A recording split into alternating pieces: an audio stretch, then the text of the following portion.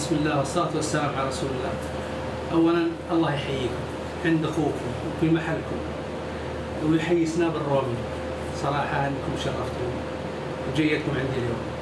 بالنسبة لنشأتي، أنا نشأت في الشرايع. الشرايع هذه كانت أصلا في الأصل كانت قرية صغيرة. وحنا نشأتي أصلا ولادتي في الشرايع، شرايع المجاهدين، وعشت فيها ودراستي أصلا فيها كلها، إلا بعض المراحل كنت درست في الساحل في الجنوب عند عمي جزاء محي بالرمال. درست عند فترة بعض المراحل، وبعدين رجعت فيما بعد للشرايع، وكملنا دراستنا المتوسطة والثانوية. بعد ذلك قدمت على جامعة المنصورة. قبل الجامعة وقبل دخولي الثانوية كنت الوالد الله يخليه لنا كان قبلها من عام تقريبا 1405 أو 1406 كان عنده مؤسسة مقاولات، فكنا نعمل فيها مثل العمال، نروح ونسوي ونجي، وكان يعني عشنا الحياة، لحقنا الحياة الأولى هذه اللي فيها شوية، بس كانت حياة حلوة جدا يعني. بعد ذلك بدأت مشاريع المراكز الصحية، المراكز الطبية عند الوالد وعند خالي مطلق بالرمال. بعد ما أخذت الثانوية قال لي الوالد اتجه لها، لازم عشان ما أبو محمد مشغول، وأنا كان مدرس أبويا. فبديت معها ومسكت المراكز، كان عندنا مستوصفين، شرايع المجاهدين مستوصف بلاد.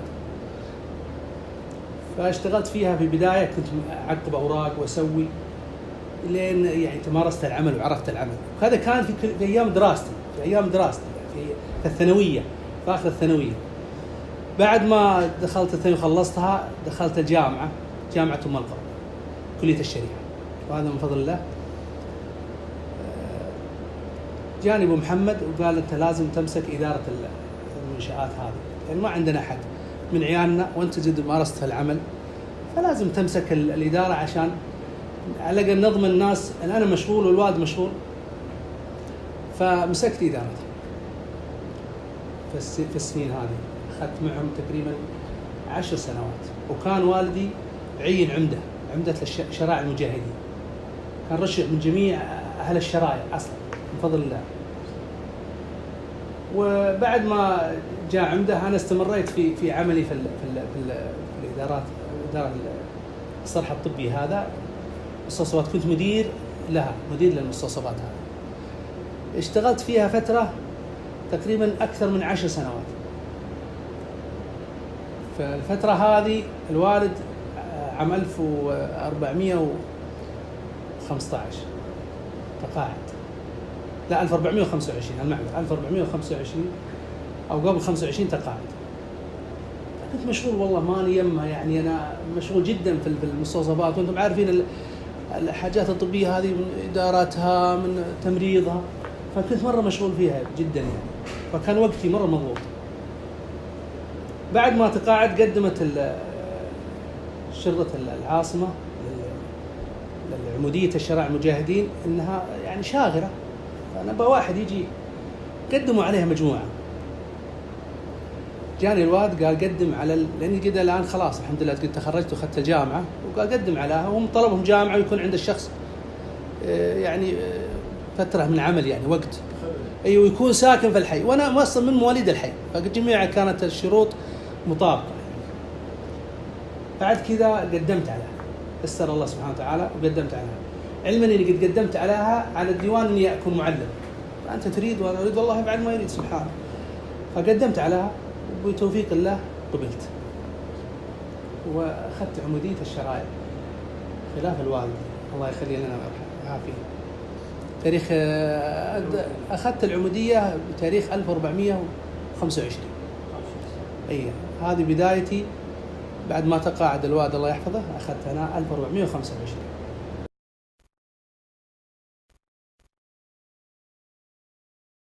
فالعمودية تسألني العمودية هذه ما هي من الآن، العمودية هذه لها تقريبا 90 سنة من أيام الدولة العثمانية، على آخر الدولة العثمانية. الحقيقة هم لم يعرف الآن متى تاريخها بالضبط العمودية. كان العمدة من أول ما نشأ العمدة ما عرفنا العمودية إلا في الحجاز، وخصوصا في جدة. فكان لها تاريخ طويل، يعني طويل جدا، كم سنة، ممكن 90 سنة ولا. فكان العمدة إذا ليس يعني لها مرتبط مثلا الآن احنا مرتبطين بالأمن العام. كان العمدة من أول يعتبر أمير حي صغير، يعتبر أمير. كان العمدة هو اللي يحل المشاكل، العمدة هو اللي يشوف أي مشكلة في الحي يبلغ عنها. العمدة المشاكل العائلية هو اللي يحلها إذا ما قدر أحد يحلها، هو يستعان به في حل المشكلة. فكانوا زي الأمير الصغير اللي في حيه، يعني لها الصلاحيات كاملة. حتى إنه كان حاجة اسمها زمان اسمه سجين العمدة. سجين العمدة هذا إيش؟ سجين العمدة هذا كان أول ياخذ الشخص يرسل له العسة زمان. حتى كان الوالد الله يعافيه خليلي كان لحق العسة، كان عنده عسة، كانوا في الأسواق ينامون، في المحلات الذهب، في الشوارع العامة يجلسون في هذا المكان لين يطلع الفجر. بعد صلاة الفجر ينتهي دوامهم، لأنه يصير ليلي عسة، اسمها العسة، ويكون سمعتوا عنها العسة. فكان من أول هو للسجين يروح يرسله ويقول راح يمسك فلان وحطه في السجن. كان في المخافر، من أول المخبر هذا يكون للسجين، يسمى سجين العمدة، لا يطلق إلا بأمر العمدة، ليس كعاهل. كان دوره أعظم من دورنا الآن الحقيقة، يعني في الزمن 60 سنة و50 سنة هذه كان دوره مرة يعني جبار. فكانوا ربعنا، حتى من ربعنا حنا يا الرومي، كانوا يوم ياخذون التوابع من أول أيام التوابع كان يوقع لهم ناس من العمد مكة هنا قبل 50 سنة، كان لازم العمدة يوقع، وكان العمدة دائما ختمه في جيبه، ما له مقر معين ولا. بعد كذا جاء نظام في عهد خادم الحرمين الملك فهد بن عبد الله يرحمه عام 1405 أصدر نظام للعمد. بعد كذا بدأ النظام يطبق على جميع العمد، ويصير لهم يعني صار عن طريق الخدمة المدنية، خاص بالخدمة المدنية، موظف رسمي له مرتبة رسمية، وتطور العمدة وكان في برامج. والآن العمدة صار يعني تطورا كبير جدا. صرنا الآن أي مشكلة تحصل في الحي احنا نبلغ عنها. أي يعني امتداد اللي ما كان العمدة يسوي، كان العمدة عنده مركز خارجي معروف أصلا في الحجاز كلها، مركز العمدة معروف، يجي في العمدة ويجي الناس يجتمعون عليه، اللي عنده مشكلة يحلها، اللي عنده شيء طلب يحله. حنا امتداد، وإن شاء الله أننا على خير، ولكن أمورنا يعني الأمنية أكثر منها اجتماعية. يعني مثلا احنا نبلغ عن الهربين، نبلغ عن شيء ناس اللي يعبدون تراخيص، نساعد المندوبين حق الدوائر الحكومية الأخرى في طلبهم لأشخاص أخرى في قضايا مثلا جنائية. يعني مثلا واحد مطلوب، فلا بد احنا نكون موجودين معه في اثناء القاء القبض عليه.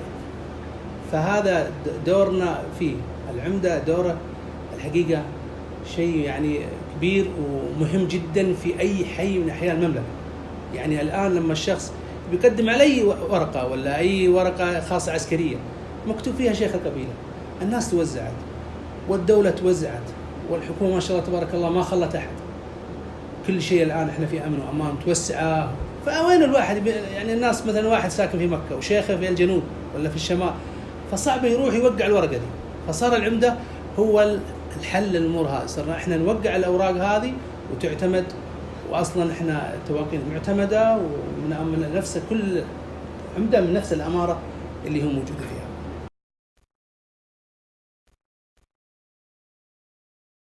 زي ما قلت لك يعني مثلا مركز العمدة، يوم تسأل عن مركز العمدة تقلص ليش؟ لأن العمدة صار له يعني تقريبا دوام صباحي ودوام مسائي. فيكون في مكتب الآن، كل واحد عنده مكتب ويستقبل المواطنين ويخلص أشغاله، علما أن الدوام أصلا العمدة يعتبر 24 ساعة. أي لا طلب من الجهات الحكومية في أي قضية من القضايا الجنائية، ولا حتى اللي عنده ضرب مثلا ولا عنده سجين حصل له ضرب، لا بد أنه يقوم يخدمه. يعني إحنا ما عندنا نقول نلتزم نقول لا والله يا جماعة هذا دوامي، ولا هو الواحد ممكن يقدر يقول بس هذه عامل انساني اكثر من عامل اي عامل اخر، فلا بد انك ايش تنظر للحاجه دي. انت عندك شغلك كله في العامل الانساني بعد كثير، يعني عندك محتاجين، عندك ناس ظروفهم تعبانه، عندك اسر تجيك في مكتبك هنا وتقول لك اسرار ما قالوها لعيال عمهم واقاربهم، فانت محل ثقه عند الدوله ومحل ثقه عند ولاة الامر، يعني انك انت لابد انك تكون كانت مثلا المسلمين هذول يجونك يطلبون منك حاجه ولا يقول لك عندنا موضوع، واحد هو زوجته مثلا عنده قضيه، عائله عندها قضيه خاصه، عائله عندها زوج مدمن ولا يستطيعون يشوفون حل، فاحنا ندخل في الامور هذه قدر المستطاع اللي الله ييسره، يعني ان نحل القضيه او نوجههم الى المكان الصحيح الذي يستطيع ان يحل موضوعهم. الكلام هذا اخوك لابد ان حتى اي شخص لابد ان يعني، بس بالنسبه لنا احنا يعني نحاول ان نحل مشاكل الناس قبل ما توصل الى الجهات الامنيه، يعني مثلا قضيه هوش مشاكل مع ناس لابد ان يجوني هنا مثلا ونحلها، ويا كثر ما حلينا من فضل الله وسوينا عليهم محاضر ان خلصنا الموضوع قبل ما توصل الشرطه. والشرطه تفرح لان الشرطه عليها كاهل كثير كبير يا جماعه، في عليهم ضغط، احنا اي قسم شرطه عليه ضغط من مشاكل من اشكال والوان، فاحنا نحاول نسدد ونقارب ونحل القضايا هذه قد ما نستطيع، ونشوف ان القضيه هذه قبل ما تروح للقسم ان نخلصها ويروحون الناس مبسوطين ومنتهي وضعهم.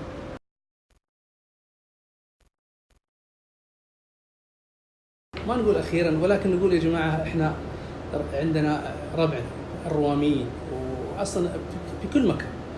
انا انسان اشتغلت عمده واعرف الامور الامنيه اكثر لاني انا معهم عايش معهم، فانا انصح اخواني وعيال عمي جميع اخواننا المسلمين جميع الشباب، احنا في وقت لابد الانسان انه ينظر في نفسه كثير، لا يستعجل، لا يتسرع في اي مشكله تحصل له، لا يبادر باي مشكله، يكون هو محضر خير. الان نسال الله العافيه، يعني صار الناس حارين بسرعه، فانا يعني من هذا المكان وهذا المنبر يعني انصح عيال عمي الخاصه وعيال الرواميين وربعنا كلهم، الان لابد ان لازم ان ايش الواحد يفكر مليون مره قبل ما يبدا في اي مشكله ولا يحصل له اي شيء، وان شاء الله انهم على الهقوه وهم يعني تاج روسنا كلهم ربعنا وعيال عمي.